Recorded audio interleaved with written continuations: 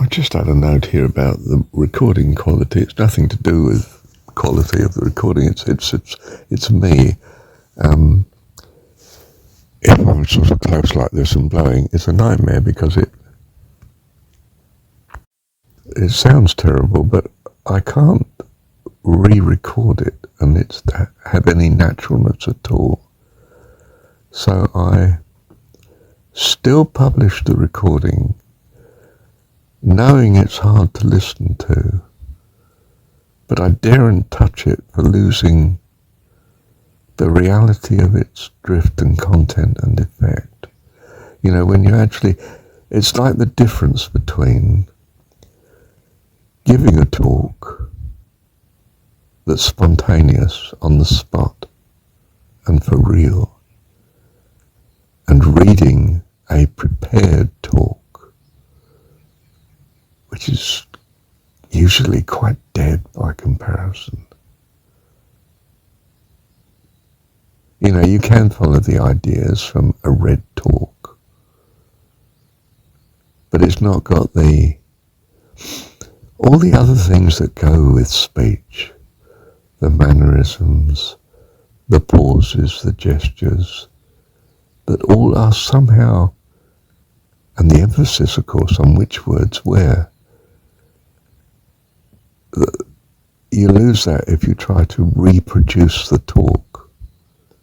And so I used to say with my lectures, look, I'm doing the same class this afternoon. If you haven't really followed what we've done here, it's too difficult.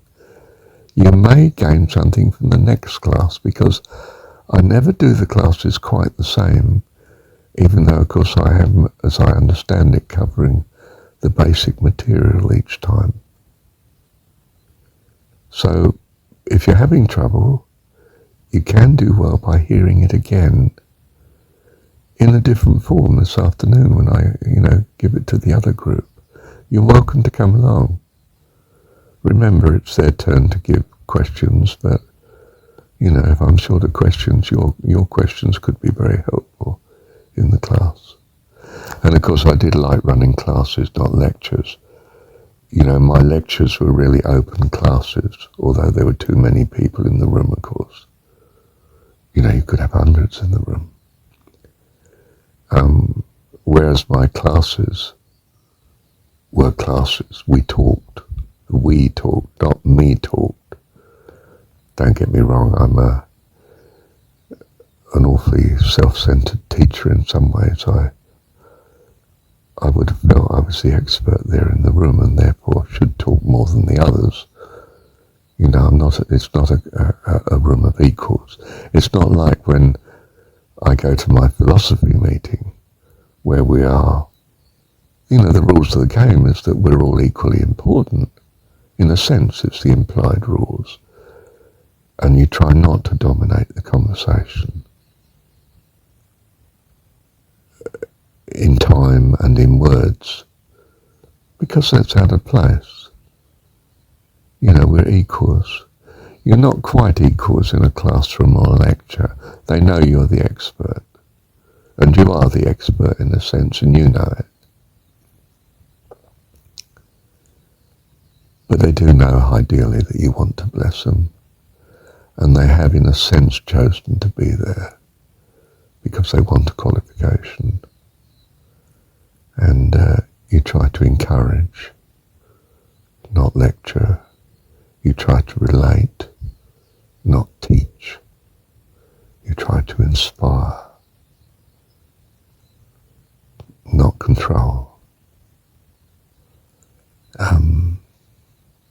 Something of that, isn't it? In some sense, I think I'm saying your ideal is you love your students, you care for them, and you want to meet what they need. It's according to what you think they need, but you're also trying to be sensitive to what they think they need. And this is fairly natural to any teacher, any lecturer. Well, teacher especially, but if you're lecturing, it tends not to be. You may be dedicated to your subject rather than to your students. in which case probably you're better in research, not in teaching.